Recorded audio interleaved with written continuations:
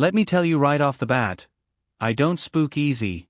I've sat across from mobsters, madmen, and one ex-circus contortionist who swore he could snap my neck with his knees. But when a woman walks into our office wearing blood-red lipstick at 10 in the morning with tears in her eyes and a cigarette in her hand like it's part of her bloodstream, you know the day's about to take a sharp left turn. She didn't knock. She just barged in like she'd rehearsed it. Not that Wolf noticed. He was neck-deep in an argument with Fritz about the exact ratio of tarragon to shallots in some obscure Alsatian dish that I couldn't spell and wouldn't eat. "Excuse me," she said, voice low and smoky, like she'd spent too many nights whispering secrets into glasses of gin. "I need help. He's dead. And they'll blame me." I raised an eyebrow. Wolf didn't even look up. I gave her the once-over. Dark auburn hair, Chanel suit just a shade too tailored, and a pair of heels that hadn't walked through anything honest in weeks. Her lipstick, crimson as sin, was smudged just enough to suggest urgency. "Lady," I said, standing, "you've interrupted the most sacred hour of the Nero Wolf household, the pre-lunch bicker. Either make it good, or get out." That got Wolf's attention. He groaned, set down his fork, and slowly turned his bulk toward the intruder. "Archie," he said in that slow rumble of his, "either remove this person or explain why she should be permitted to violate the sanctity of this room with such melodrama." "I'm Marian Harper," she said before I could fire back. "I'm not here for drama. I'm here because my fiancé, Roger Drake, was found dead this morning, in his dressing room at La Mode Cosmetics. There was a smear of lipstick across his throat." "My lipstick." Wolf grunted. "So, blood, lipstick, and fashion. I presume the police suspect murder, not misapplication." She nodded. "And they'll come for me next. Because I left that lipstick in his office last night. I forgot it. And now it's a crime scene." Wolf glared at the floor as if it had insulted him. "I do not engage in affairs involving cosmetics," he growled. "But you engage in murder," I said. "Investigate," he corrected. "Semantics," I replied. Marian Harper stepped forward, desperate now. "I'll pay. I have cash. I just need someone who won't be dazzled by perfume or crushed by corporate lawyers. They want this to go away. Quietly. I want the truth." Wolf closed his eyes. That meant he was either composing a refusal or an invoice. "Archie," he said finally, "arrange an appointment for 2 o'clock. If she's lying, I'll know. And if she's not, then damn the lipstick. There may be profit in the powder." Marian Harper let out a sigh, the kind that sounded like it had been held in for weeks. I showed her out, then turned to Wolf. "So, interested in beauty now?" He reached for his beer. "No. Merely murder." At precisely 2:01 p.m., Marian Harper reappeared, punctual, poised, and clearly carrying more than lipstick in that crocodile bag of hers. Wolf, of course, had returned to his throne behind the desk like a Roman senator waiting for a case of treason. I offered her a seat, closed the door, and stationed myself in the red chair near the bookshelves, not too far from the drawer with my .38, just in case beauty turned dangerous. Wolf didn't say a word for the first 20 seconds. He just stared. She returned the gaze, her spine straight but not stiff. I'd give her credit. Not many people held their ground under Wolf's prehistoric glower. "Miss Harper," Wolf finally said, "you stated this morning that your fiancé was found dead with your lipstick on his throat. Do be precise." She nodded, pulled out a small envelope, and handed it to me. I passed it along to Wolf, who opened it with the caution of a man unsure whether he was about to touch poison or poetry. Inside was a photo, a printed still from a security camera. Black and white, grainy, but clear enough, a man slumped in a chair, throat marked by a smudged, unmistakably curved crimson stroke. elegant, almost artistic. Except for the dead part. "That's Roger," she said quietly. "He was the creative director at La Mode. Brilliant, controlling, temperamental. He made enemies like other men make coffee, every morning, fresh." Wolf barely twitched. "And the lipstick?" "My shade. Custom blend. Crimson charm." Only one tube existed. He took it home with him from the studio last night after we argued. Argued? I asked. She hesitated. He found out I was leaving the company. And him. 아, 울프 아우치트 에이 브라우. Motive, opportunity, and unique evidence. You should be in jail, Miss Harper. She didn't blink. They'll come for me soon. That's why I came to you first. Why not the police?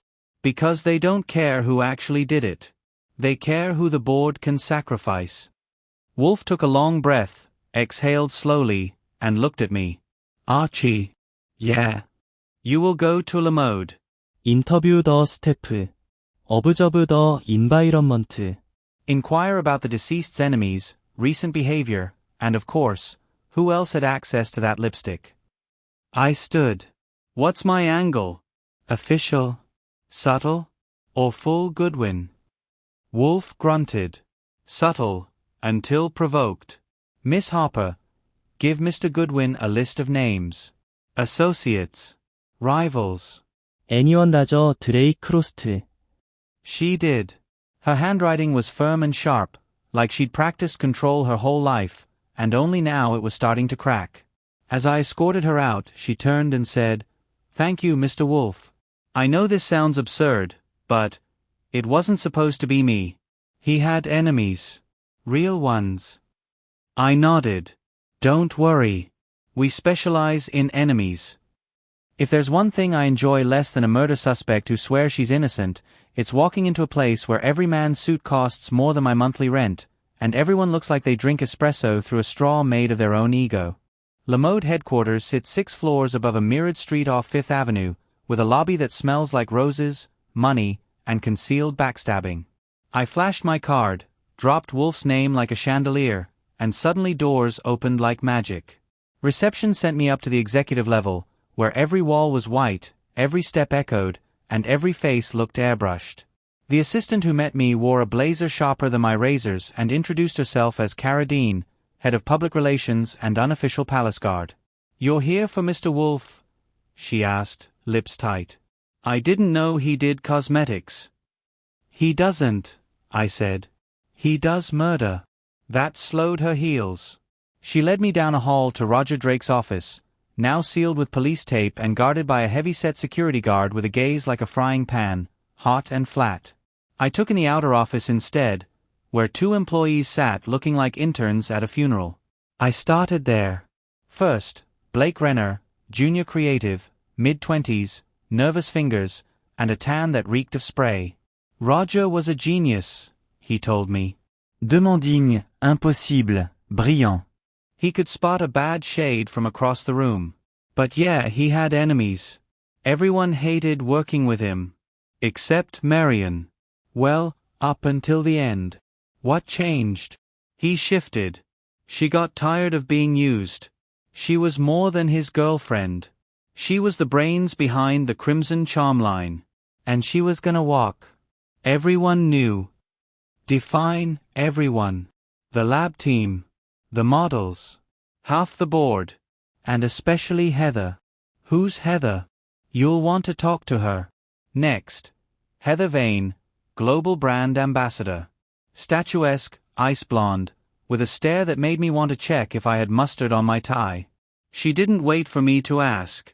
"Marion Harper is lying," she said plainly. Roger was planning to cut her out. She was furious. Said he stole her formula. Threatened to burn it all down. You hear that firsthand? Did you? Did I what? Trust Roger. Pause. A flicker in the mascaraed eyes. No. But I needed him. He made things happen. Like enemies. Before I left, I slipped into the break room and caught a glimpse of something on the bulletin board. A passive-aggressive sticky note about personal items left in the executive bathroom, including lip products. The handwriting was loopy, impatient. Initialed B. B for Blake. Or someone else. I took a photo and left, stepping back into the Manhattan breeze that felt fresher than anything inside those walls. Wolf would say it was all dross. But I'd seen enough to know this wasn't a simple crime of passion. Roger Drake had built an empire with highlighters and lies. And someone had finally erased him. By the time I got back to the brownstone, Fritz was serving trout with lemon beurre blanc, and Wolf was 2 pages deep into the Orchid Review, which meant I had exactly 8 seconds to speak before he raised one hand in royal protest. I spoke anyway. Marian's not telling the full truth. The whole place smells like a perfume ad dipped in paranoia. Everyone either hated Roger Drake or needed him alive just enough to lie about it. Wolf didn't look up. You suspect Miss Harper? I suspect everyone, I said, sliding into the red chair. But here's something interesting. Blake Renner, the junior creative, said everyone knew Marian was walking. That Roger had stolen her formula, whatever that means. Wolf frowned, but only slightly. That meant something had pricked his brain. And Heather Vane? He asked.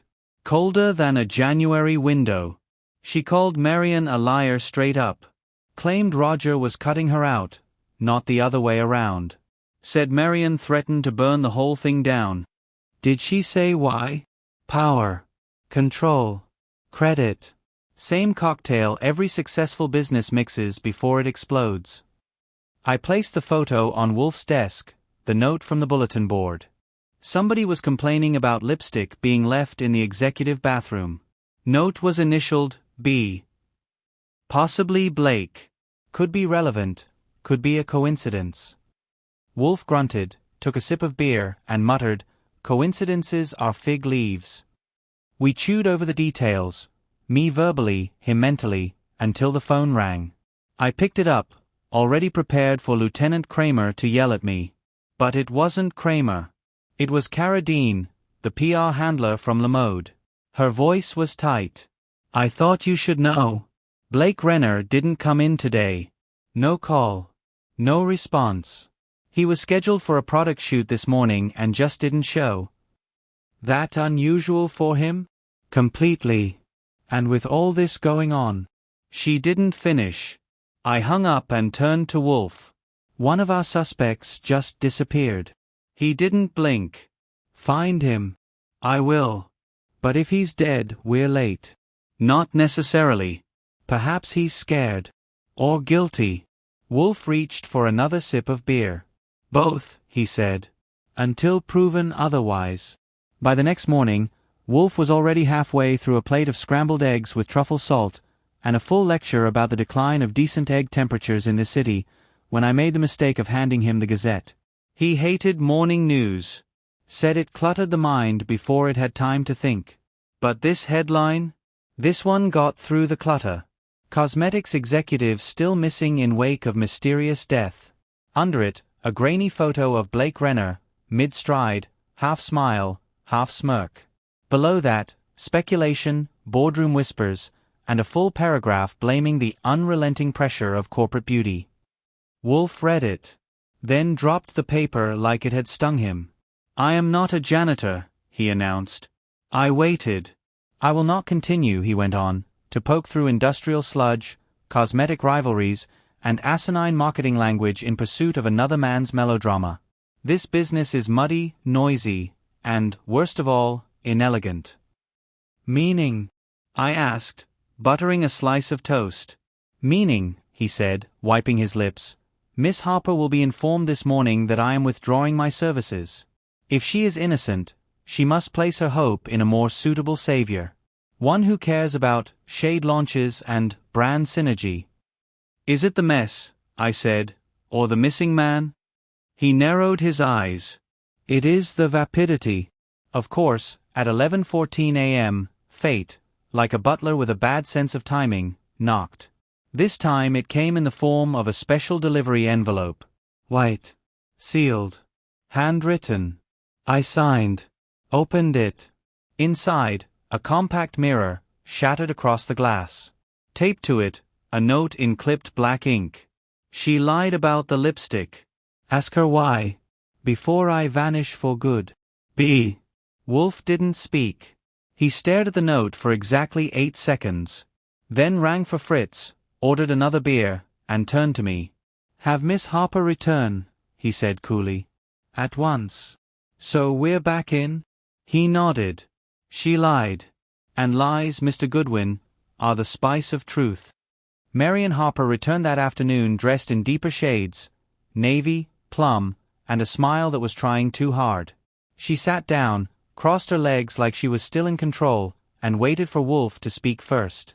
Big mistake. He let the silence stretch like cold honey, arms folded across his stomach like a judge who'd already ruled and was just waiting for the accused to hang themselves. I've received a message, Wolf finally said, from someone whose disappearance should interest you. Her smile dimmed. Blake. He didn't nod. He didn't need to. He alleges, Wolf continued, that you lied, specifically about the lipstick.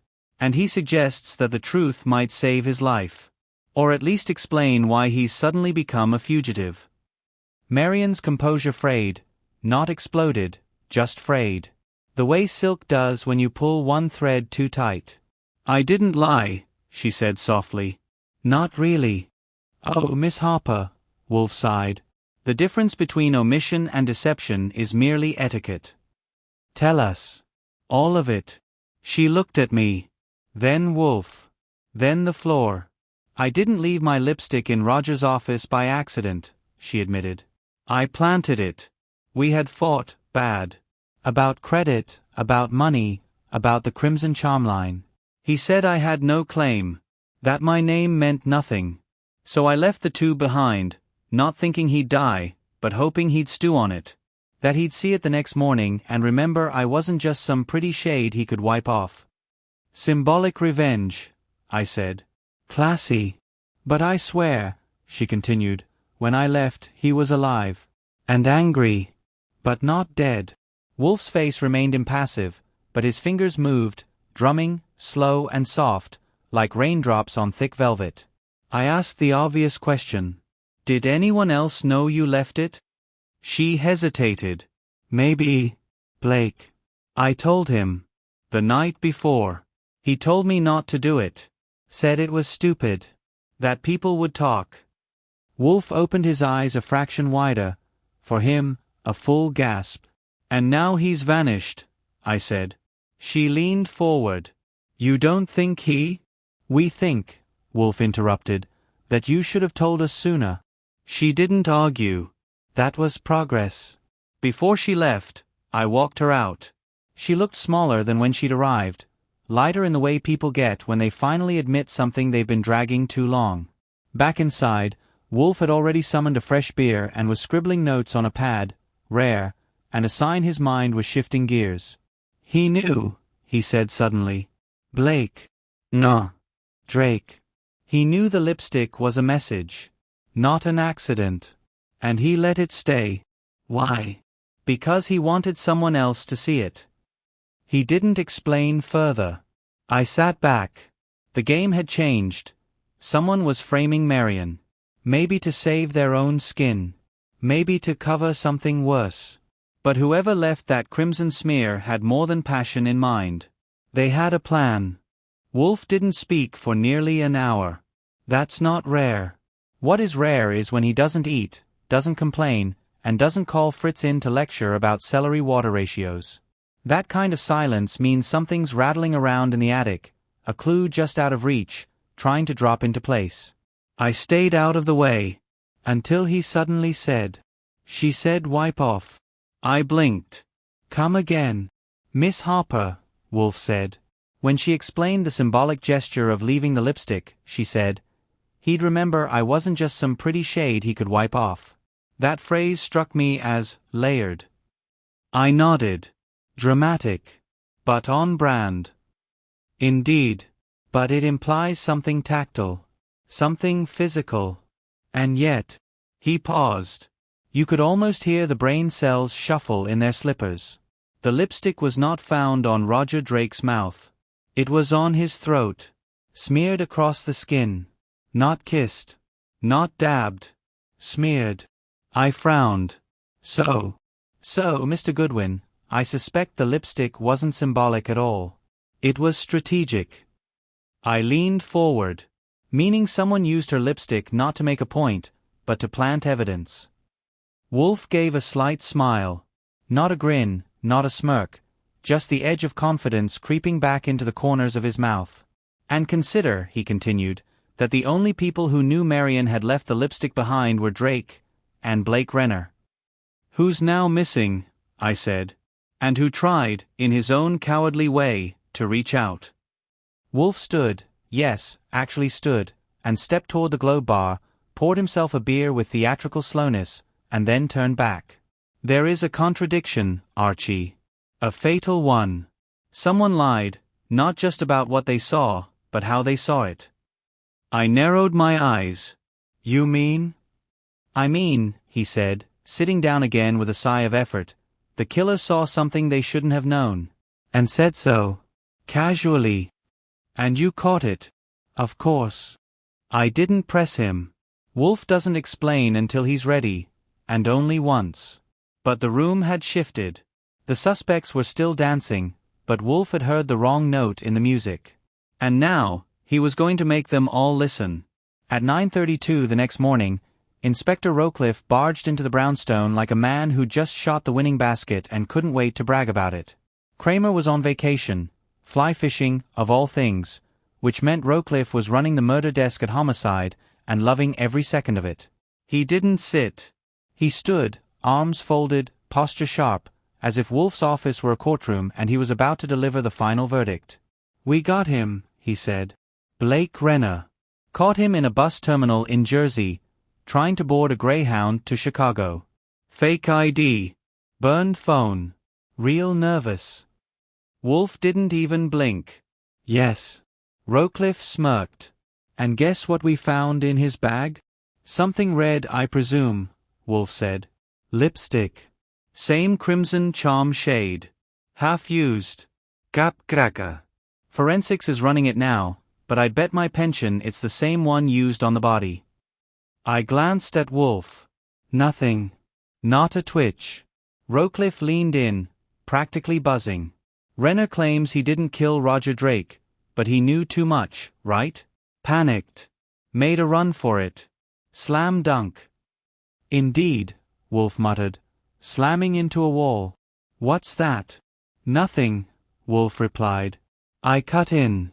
Did Renner confess? Not yet. But we'll break him. He's already cracking. He claims he was being framed. Rowcliffe gave a dry laugh, but I saw Wolf's eyes flick. Just once. I suppose you're here, Wolf said, because you want us to know the case is closed? Rowcliffe nodded. Consider it a courtesy. Then allow me, Wolf said, rising slowly, to return one. He walked to his bookshelf, pulled a thick manila envelope from between the Art of Detection and Pliny's Letters, and handed it to Rowcliffe. What's this? Notes, Wolf said. A transcript of Marion Hopper's revised statement. An analysis of the timeline. And most importantly, a list of verbal statements made by a certain other suspect. One of which, if your ears had been working, you'd realize they could not have known.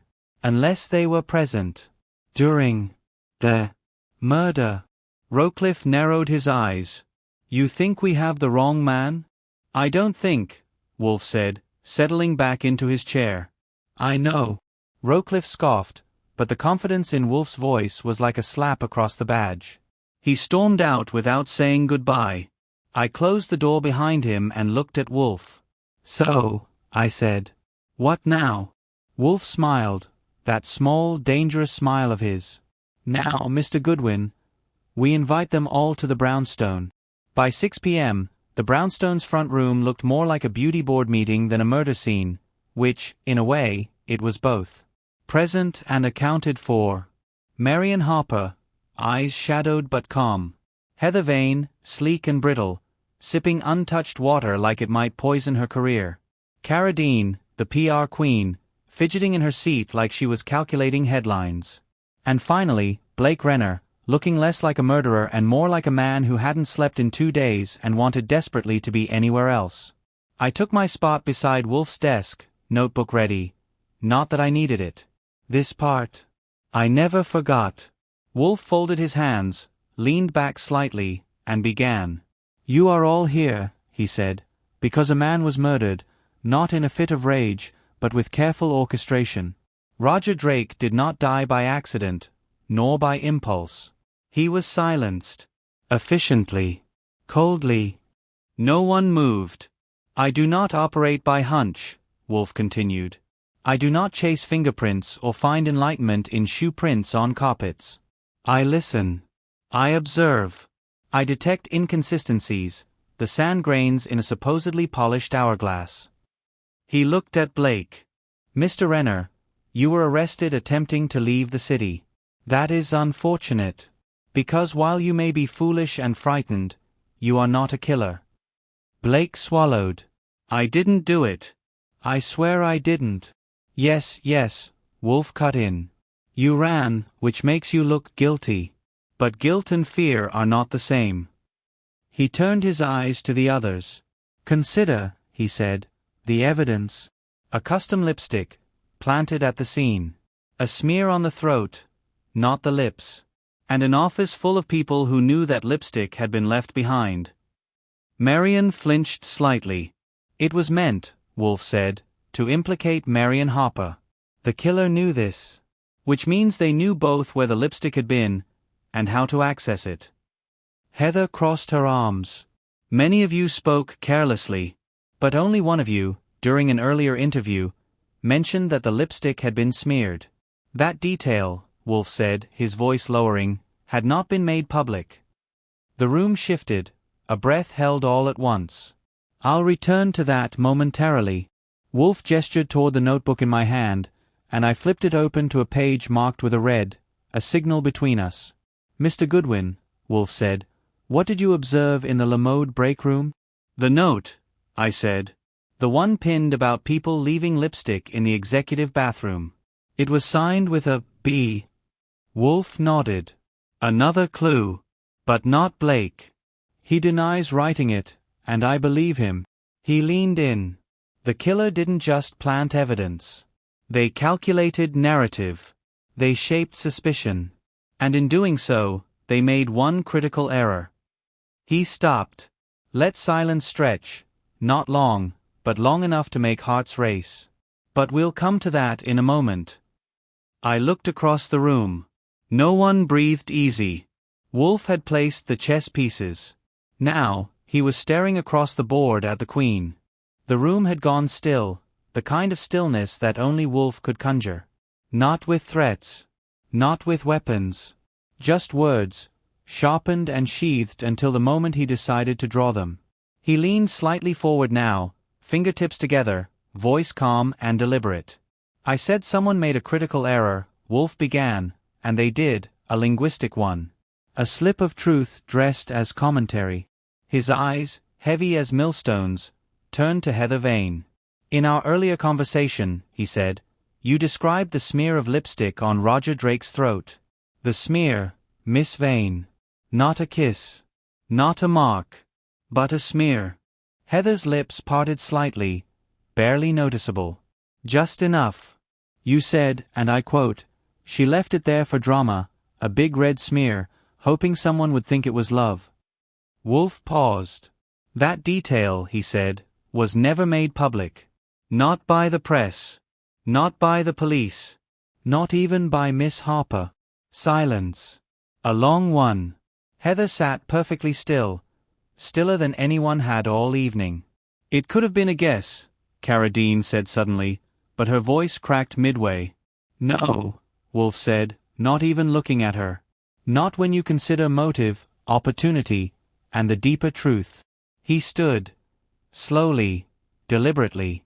Roger Drake was preparing to fire Miss Vane, he said. We found the draft of the termination memo in his locked drawer. Not for performance. For conduct. For threats. She was no longer the face of the company. Marion was. And Crimson Charm was about to go public, without her name attached. Heather's jaw tightened. You were being erased, Wolf said. So you struck first. You used the lipstick Marion had left behind. You killed Roger, not impulsively, but with timing. Precision. You marked him with Marion's symbol, not because it meant something to you, but because you knew it would mean something to everyone else. I added, and you hoped Blake would run, which he did. Make him look like the panicked killer. Wolf gave a single nod. But guilt makes people run.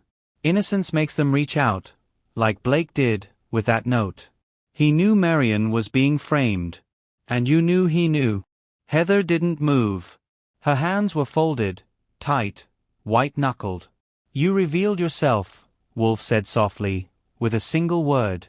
Smear. You saw something only the killer could have seen, and you couldn't resist turning it into theater. A single breath. Heather inhaled. Then, quietly, she said, "Prove it." Wolf didn't answer. Because he didn't need to. Outside, the sound of a siren grew louder, timed precisely to the call Wolf had asked me to make 20 minutes earlier. Blake looked up. Kara let out a soft exhale. And Heather Vane, global ambassador of illusion, lowered her eyes. It was nearly midnight by the time Heather Vane was escorted out, quiet, composed, wrapped in silence like it was couture.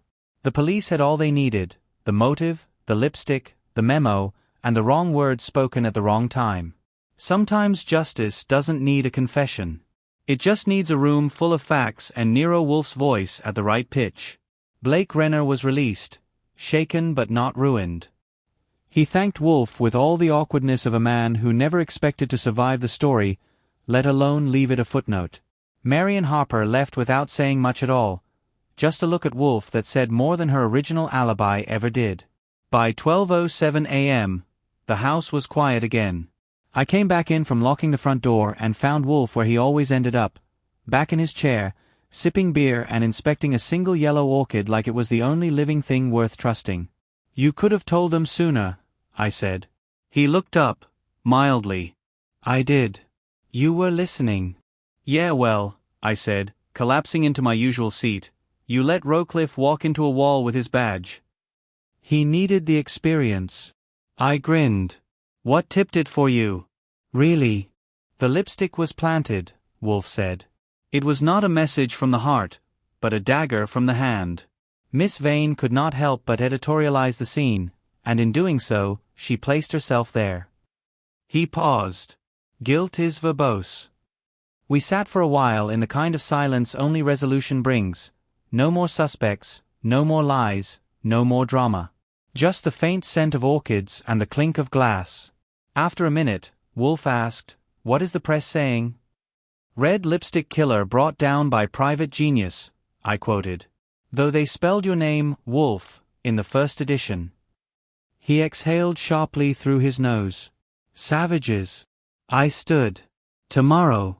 "Tomorrow," he said, "we resume normalcy." Which, in Wolfe's world, meant orchids, breakfast at 9, no visitors before 11, and no murders until the following Monday. I headed for the stairs. As I reached the hall, he called after me. "Mr. Goodwin." "Yeah." "Well done." I smiled. That's Wolfe speak for, "Thank you." I don't hear it often, and when I do, I know it means something. The case of the red lipstick murder was over. Beauty, betrayal, and blood, wiped clean. And upstairs, sleep waited. Or at least, something that passed for it in the city that never lets its secrets rest for long.